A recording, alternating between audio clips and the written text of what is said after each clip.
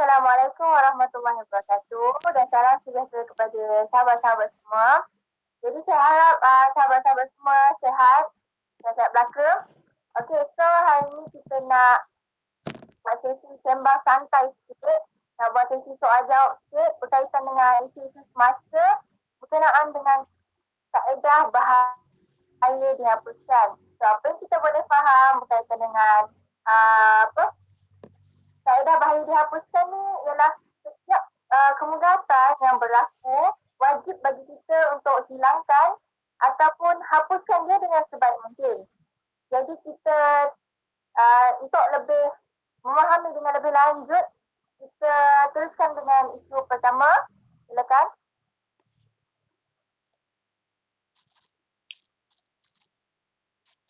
Okey, Assalamualaikum warahmatullahi wabarakatuh.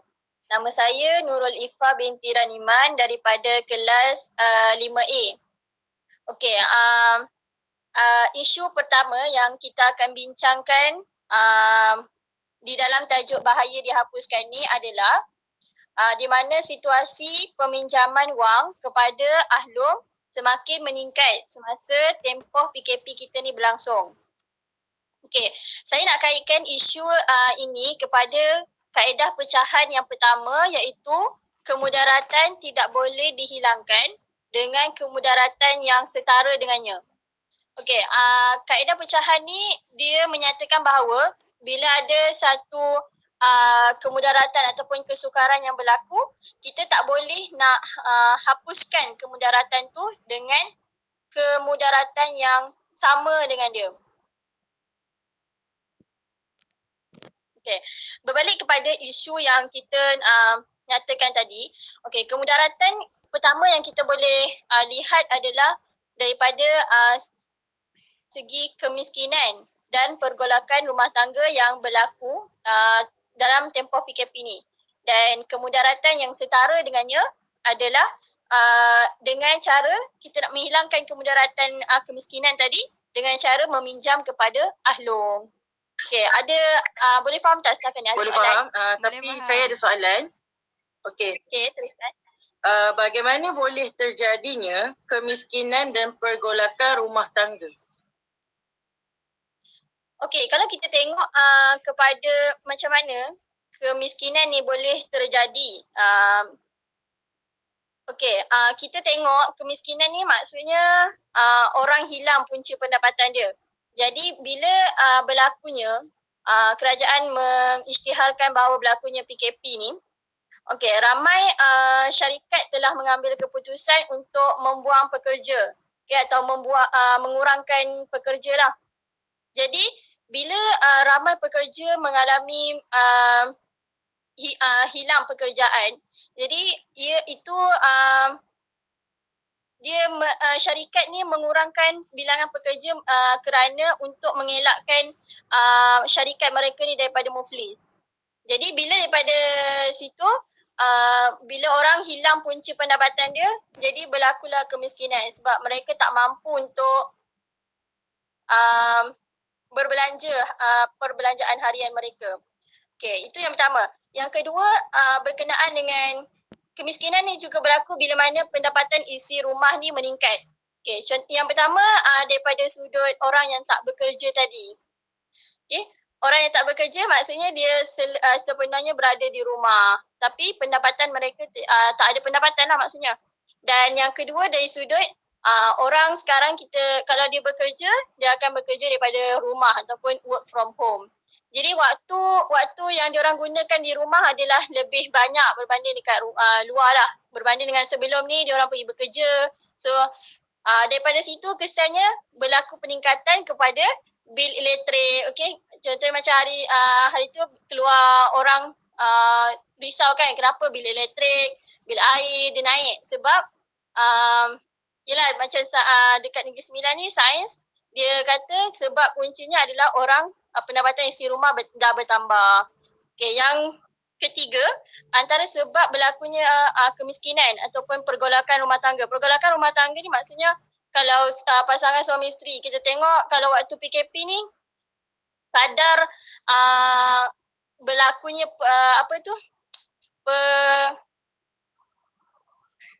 Okey, kadar berlakunya pergaduhan antara suami isteri, maksudnya kalau ayah tu dipukul anak, berlaku perkara-perkara jenayah macam tu sebab tak ada dia orang stres lah, tak adanya sumber pendapatan.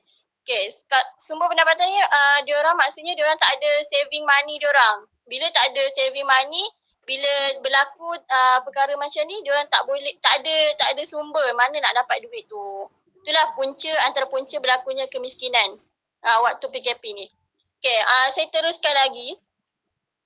Okey, apa hujah yang boleh saya nyatakan untuk kukuhkan lagi tentang isu ni, peminjaman kepada ahlong semakin meningkat.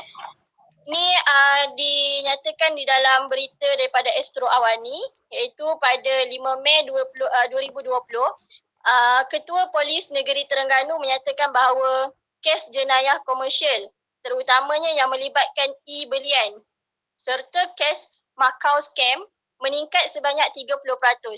Jadi dekat sini kita tengok ahlong ni dia menggunakan kaedah yang lain. Okey, kalau sebelum ni orang datang, penghutang ni dia datang dekat ahlong nak minta duit.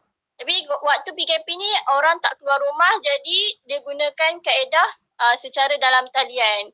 Jadi dah berlaku pembulian dalam cyber ataupun masalah dalam masalah jenayah daripada sudut cyber. Okey, ada lagi apa-apa soalan? Okey, saya ada soalan. Okey. Apakah kesan pinjaman kepada ahlong hujung nanti? Maksudnya selepas orang tu buat pinjaman, so apa kesan yang diperolehi oleh ahlong tu?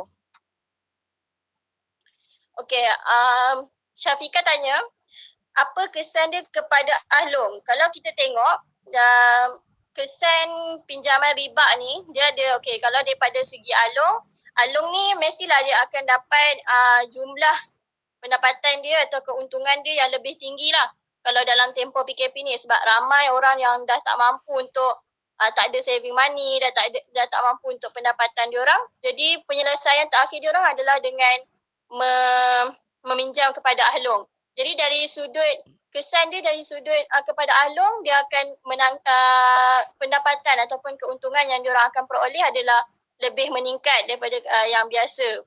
Okay, malahan diorang juga gunakan kaedah e-belian ataupun yang dalam cyber kan. Jadi keuntungan tu akan dapat lebih banyak lah sebab mudah untuk kita transferkan duit tu kepada penghutang.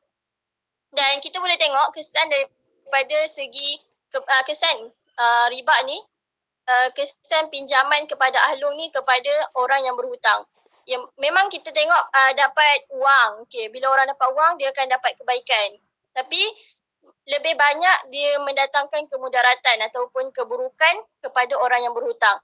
Yang pertama, kita boleh tengok orang tu bila kita meminjam kepada ahlong, automatik memang kita akan dapat bunga ataupun dalam Islam kita panggil sebagai riba. Maksudnya bayaran lebih. Contohnya kalau kita pinjam RM10,000, kita akan dapat kita kena bayar balik dalam RM20,000, RM30,000. Jadi cuba kita fikir, kalau dalam tempoh PKP ni kita dah lah tak ada pendapatan, tak ada sumber mana nak dapat wang tu. Jadi boleh ke kita bayar balik dalam tempoh yang ditetapkan? So tak boleh kan? So memang peminjam dia takkan mampu untuk bayar balik dalam tempoh yang ahlong tu dah tetapkan. Jadi dia datangkan kemudaratan. Kalau orang yang berumah tangga, dia akan datangkan kemudaratan kepada isteri dengan anak dia. Sebab ahlong akan cari orang-orang yang berada, yang berdekatan dengan sekeliling dia. Biasanya dia akan mencari keluarga lah. So memang kita banyak tengok dekat berita, dekat televisyen, masalah rumah tangga ni, pergolakan rumah tangga ni sebab ahlong cari keluarga, isteri kena pukul sebab suami ni tak mampu untuk bayar hutang daripada ahlong. Yang tu, jadi kita berbalik kepada isu tadi. Jadi kita kemudaratan yang pertama tu kemiskinan dan pergolakan rumah tangga. Jadi kita tak boleh nak cari solusi yang lain dengan mendatangkan kemudaratan kepada diri kita sendiri. Bila kita dah miskin, lepas tu kita pinjam dekat ahlong. Memang kita dapat duit untuk jangka masa yang pendek. Tapi kita nak bayar duit lagi kepada diorang balik, itu dia mendatangkan kesan kepada diri kita sendiri dan orang sekeliling kita. Okay, itu isu yang pertama. Sekian, terima kasih. Okey, terima kasih Ifa atas isu yang pertama tadi. Jadi sini kita boleh ambil pengajaran lah.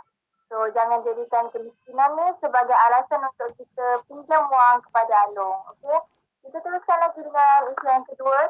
Silakan. Okay, Assalamualaikum warahmatullahi wabarakatuh. Saya Nur Alfa binti Muhammad Zain akan menerangkan isu yang seterusnya. Tetapi sebelum saya menerangkan isu tersebut, saya ingin memberi sedikit mukadimah. Seperti yang kita tahu, dunia sekarang telah berubah disebabkan wabak pandemik yang telah menyerang dunia ini. Disebabkan perkara yang terjadi itu, masyarakat telah pun menyesuaikan diri dengan kehidupan normal baharu seperti kelas online, kerja dari rumah, dah tak boleh lepak dengan kawan-kawan dekat mamak macam biasa. Semuanya telah dihadkan bersebab untuk kebaikan diri kita juga. Pernah juga jadi isu coronavirus ni kan berpunca daripada China. Jadi jika ada orang Asia tak kisahlah dari negara mana, yang penting di Asia, bila pergi ke Eropah, diorang akan ditumbuk berlaku kekerasan kepada orang Asia ni lah, padahal diorang tak salah pun. Diorang macam tak boleh terima coronavirus ni. Semuanya sebab macam kita tahu lah, Europe kan adalah negara yang have fun, suka enjoy je kerja kan. Jadi diorang rasa ini adalah satu bebanan dan juga bala kepada negara mereka. Dan juga Donald Trump juga, Presiden Amerika Syarikat, berkata negara diorang tu bukanlah untuk di kuarantin, bukanlah untuk di lockdown, kerana semua orang perlu bekerja, melakukan kehidupan harian seperti biasa. Dan sebab itulah Amerika Syarikat, diorang punya statistik yang kena coronavirus ni semakin meningkat sebab diorang tak ambil langkah berjaga-jaga. Masuk kepada isu saya adalah solat berjemaah dan solat Jumaat ditangguhkan semasa tempoh PKP. Solat ni ditangguhkan kerana bersebab, kerana ia adalah untuk memutuskan rantaian coronavirus. Macam umat Islam mestilah dah biasa pergi masjid, pergi menunaikan ibadah dekat masjid kerana dapat pahala yang lebih. Tetapi dan diorang umat Islam juga kata kalau tangguh ni tak pergi masjid, keberkatan, ganjaran pahala tu hilang sebab tak sama macam mana kita solat kat rumah, dekat masjid tu lain, dia punya pahala tu lain. Dan juga kalau ikutkan dengan solat di masjid lah, dengan solat di masjid lah virus tu dapat tersebar dengan secara menyeluruh lagi. Sebab kita solat rapat-rapat, and then lepas kita solat, kita bersalaman pula. Kalau jenis yang tak basuh tangan tu, lagilah balik rumah terus makan, itu pun dah menyebabkan tersebarnya coronavirus ni. Ada juga orang yang kata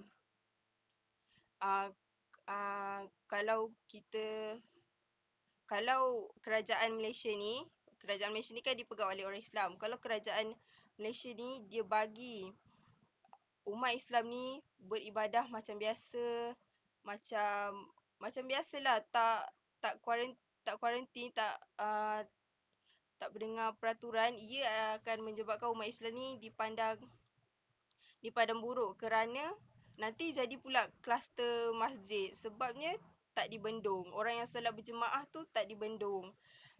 Lagi satu, ia juga akan membuatkan umat Islam ini difitnah sebab agama lain pun ada ibadah diorang juga, tapi kenapa Islam sahaja dibenarkan? Jadi itu tidak adil untuk semua orang. Jadi itu tidak adil untuk semua agama. Ia juga dengan menangguh dengan menangguhnya dengan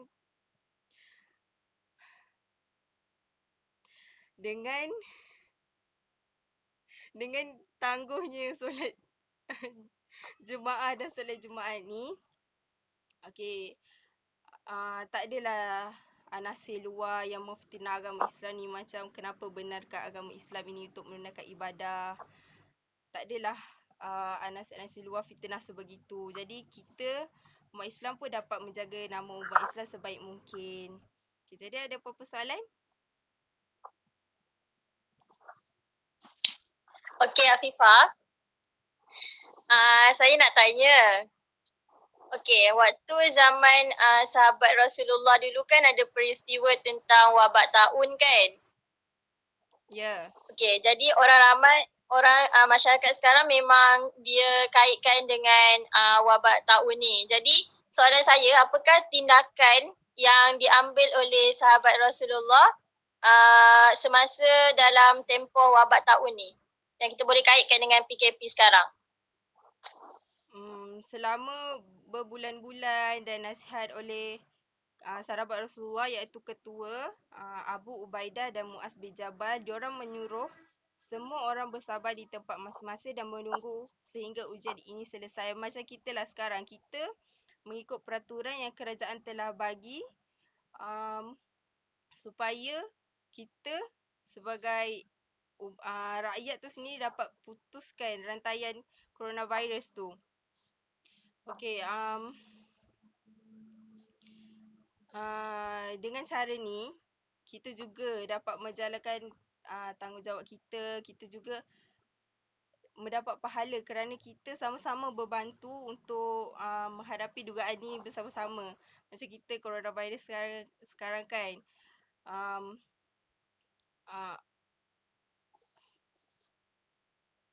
macam kita coronavirus sekarang, kita duduk kat rumah je, kita tak pergi mana-mana. Itulah salah satu sumbangan kita terhadap negara ni. Okey, lagi satu saya nak tambah. Okey, waktu zaman Rasulullah tu, waktu zaman para sahabat, mereka berkata bahawa kematian wabak adalah satu jenis mati syahid. Jadi kita boleh ungkapkan yang di Malaysia ini yang disebabkan diorang yang meninggal dunia disebabkan coronavirus ni adalah mati syahid. Itu adalah ganjaran pahala untuk diorang. Itu adalah satu-satunya macam benda yang kita manusia biasa pun takkan dapat. Okay. Lagi ada soalan? Okey, saya ada soalan. Semenjak PKP ni, so kita boleh nampak ada norma-norma baru dalam kehidupan kita. So berkaitan dengan solat Jumaat, apakah peraturan yang kerajaan telah tetapkan untuk solat Jumaat dalam tempoh PKP ni? Okey, sebelum saya menjawab soalan tu, saya nak kembali ke soalan pertama tadi. Saya nak cakap bahawa orang yang meninggal disebabkan virus ini adalah orang yang beruntung sebab diorang mati syahid, dan juga diorang sangat-sangat beruntung lah. Okey, kembali kepada soalan Bashirah tadi. Okey, disebabkan PKPB baharu ni, kerajaan telah menetapkan hanya 30 orang sahaja yang boleh solat berjemaah dan Jumaat. Dan jarak mereka adalah 1 meter. Okey, tetapi dalam buku Islam dia adalah 40 orang. Okey, sekian, terima kasih. Okey, terima kasih Afifah atas isu yang kedua tadi. Jadi janganlah kita jadikan alasan PKP ni kita tak nak gunakan solat pula, lagi-lagi solat wajib ya. Okey, kita teruskan dengan isu yang ketiga daripada saya sendiri. Okey, nama saya Nur Bashirah binti Bisami daripada DP 5B. Jadi saya nak mengupas satu isu berkaitan dengan Pemihutang mencuri barang penghutang. So bila kita dengar pasal hutang-hutang ni, biasa kita akan cakap lah, kau berhutang, kau kena bayar. Kau berhutang, kau kena bayar. Okay? Jadi kita boleh tengok kat sini, hukum berhutang ni adalah harus. Tapi dia boleh berubah mengikut keadaan. Mengikut sesuatu situasi tu. Jadi kita teruskan dengan isu tadi.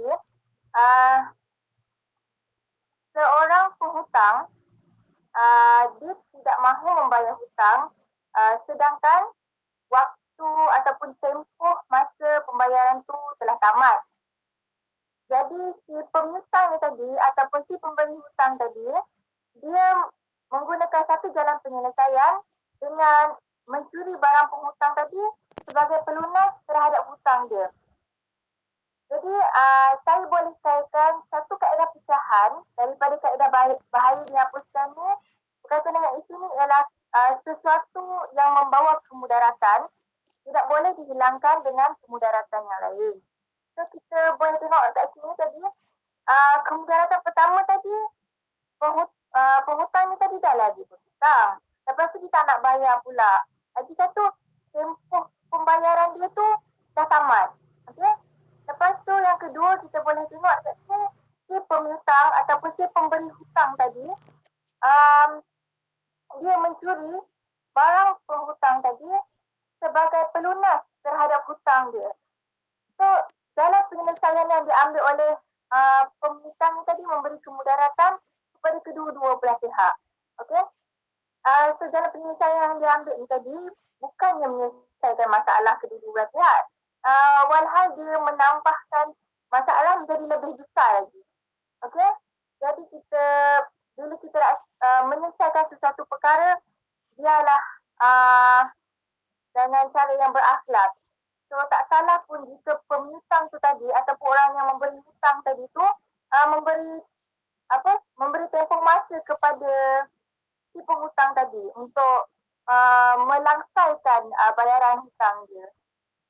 So ada apa-apa soalan?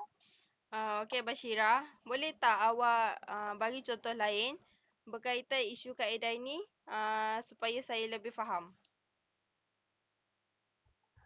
Okey, tadi apa yang kita faham isu tadi tu pasal penghutang.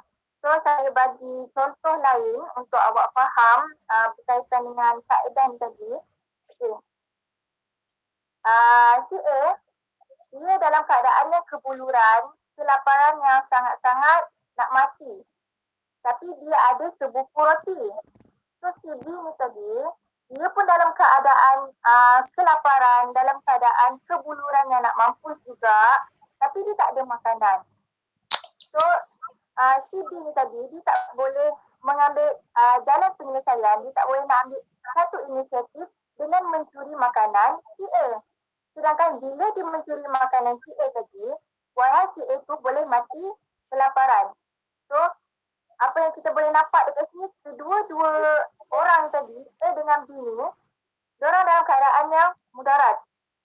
Tetapi, si B ni tadi, dia tak ada makanan. Si A ada makanan. Jadi, si B dia tak boleh nak ambil jalan penyelesaian dengan mencuri makanan si A sehingga mendatangkan mudarat kepada si A. Okey? Ada apa-apa soalan lagi? Okey, saya ada soalan. Tadi awak bagi tahu hukum berhutang adalah harus. Tapi ia berubah mengikut keadaan kan. Jadi boleh tak awak bagi contoh yang lain tentang hukum berhutang mengikut keadaan? Okey, sebelum tu tadi Afifah dah faham ke apa yang saya terangkan tadi? Faham dah?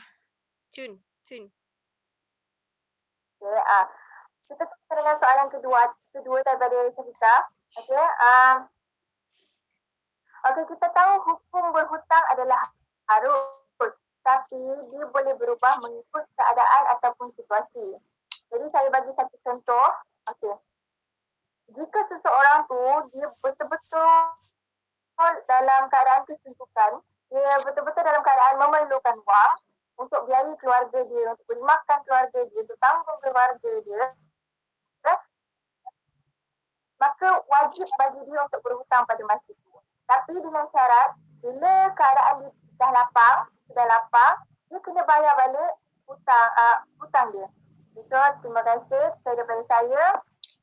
Jadi kita teruskan dengan kaedah yang keempat. Silakan. Okay, Assalamualaikum. Nama saya Nur Syafiqah binti Ishak. Saya daripada kelas DP5A. Isu yang saya akan terangkan ialah larangan Perintah Kawalan Pergerakan. Okey, isu ni saya kaitkan dengan kaedah yang kelima iaitu kemudaratan dibendung sebaik mungkin.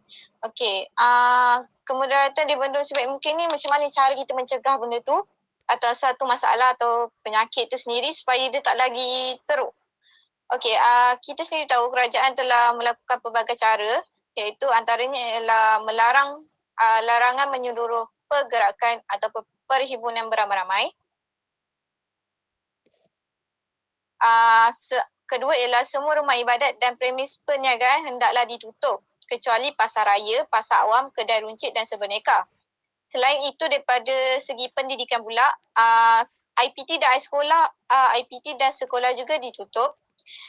Manakala dari segi rakyat pula, kerajaan telah melakukan sekatan bagi rakyat untuk pergi ke luar negara walaupun sewaktu tu adanya promosi daripada Asia semua tentang tiket kapal terbang yang murah. Yang keenam ialah bagi yang dari luar negara iaitu rakyat Malaysia sendiri yang baru balik ke Malaysia, diorang perlu melakukan pemeriksaan kesihatan dan melakukan kuarantin secara sukarela selama 14 hari.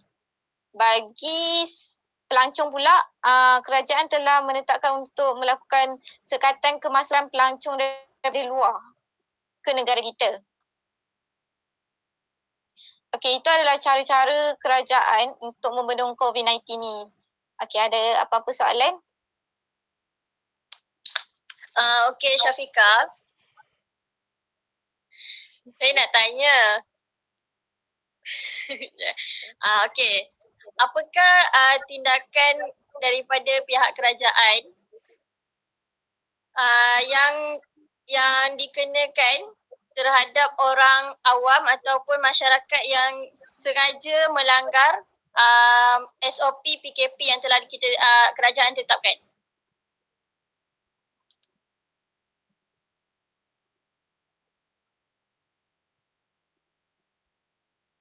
Syafiqah?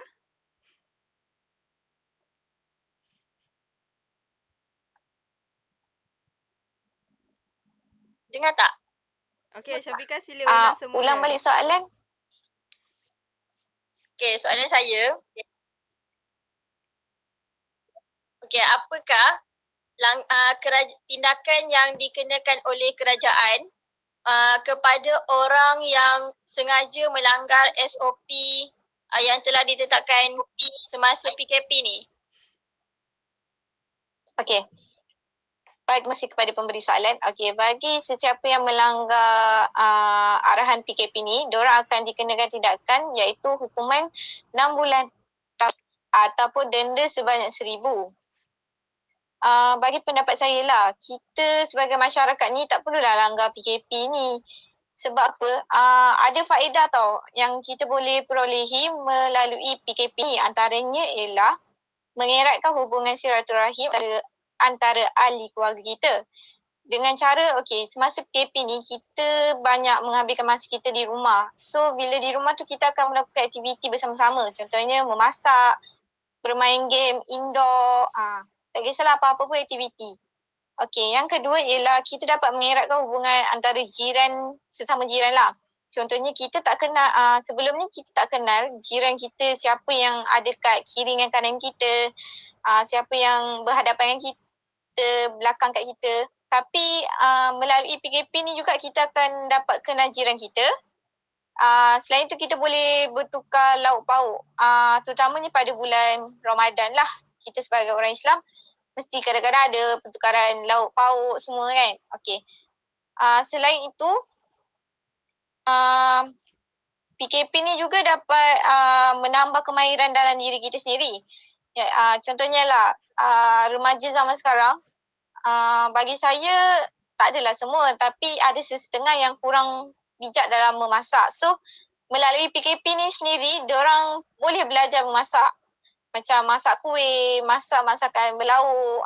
Dari situ kemampuan diorang akan bertambah dari masa ke semasa.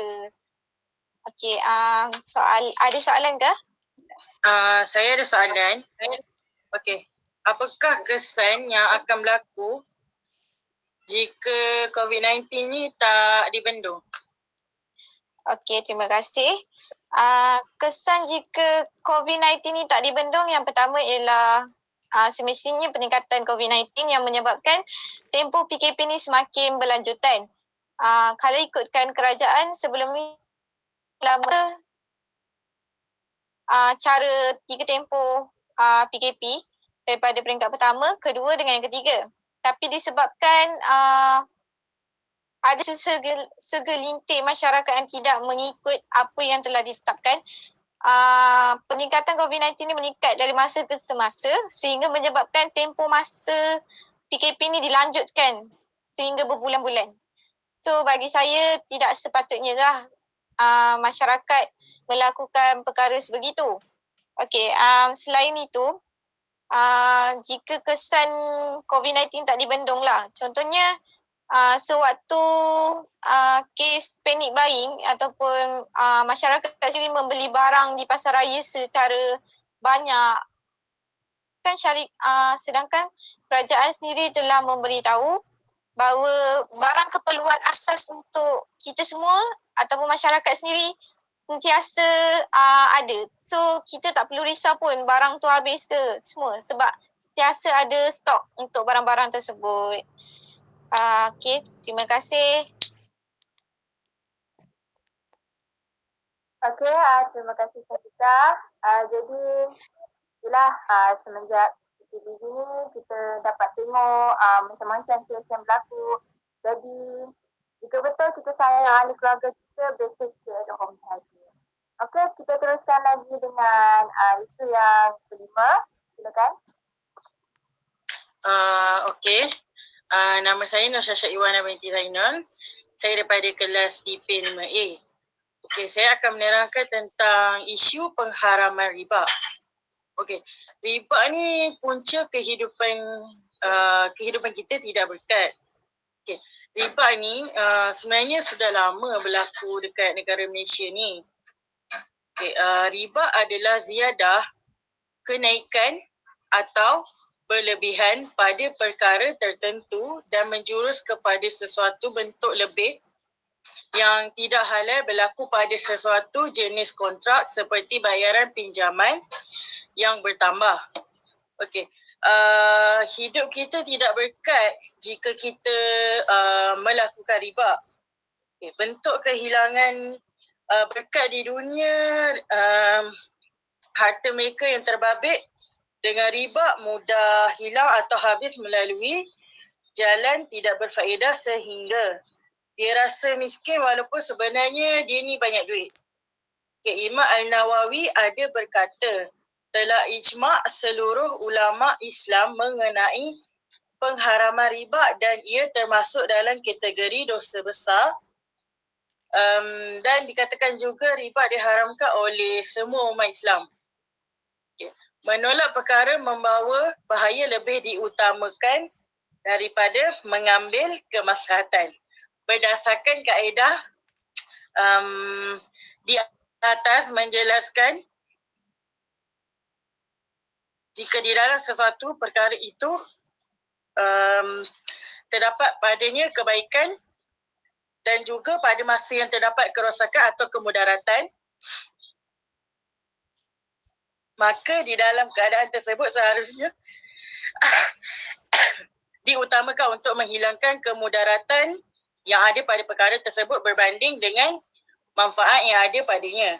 Okey, contoh situasi di sini, nanti tambahan akibat lewat bayar juga dikira sebagai riba. Okey, contohnya perlu bayar RM2,000.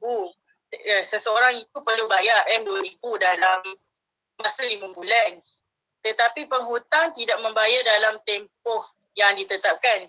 Lalu penghutang meminta tangguh dengan dikenakan syarat daripada RM2,000 menjadi RM2,050 kerana lewat bayar. Okay, lebihan RM50 itu dikira riba. Okay, dekat sini ada sesiapa yang ada soalan? Okey, saya ada soalan. Syasha, awak rasa dengan adanya riba ni adakah ia penganiayaan kepada masyarakat ataupun orang yang meminjam? Okay, sesetengah orang menganggap riba ni sesuatu penganiayaan kepada manusia. Sebab dia ambil duit kita lebih kan. Lepas tu sesetengah orang menganggap riba ni kiranya macam tu denda kau lah sebab kau bayar lambat. Lepas tu nak bagi tahu faktor berlakunya riba. Okey, riba ni kerana sistem ekonomi negara kita yang berpengaruh barat. Dunia mewarisi sistem kewangan dan perbankan Eropah yang kaya dengan unsur riba. Salah satu punca riba ini ialah kegagalan negara Islam untuk bersepakat menggunakan sistem ekonomi. Faham tak? Okey, ada soalan lagi? Okey, saya ada soalan. Boleh awak beritahu tak sebab-sebab pengharaman riba ni? Okey, sebab-sebab pengharaman riba ni menjadikan manusia lagi malas untuk berusaha dan mencari kesenangan dari hasil usaha orang lain dan boleh menimbulkan penindasan.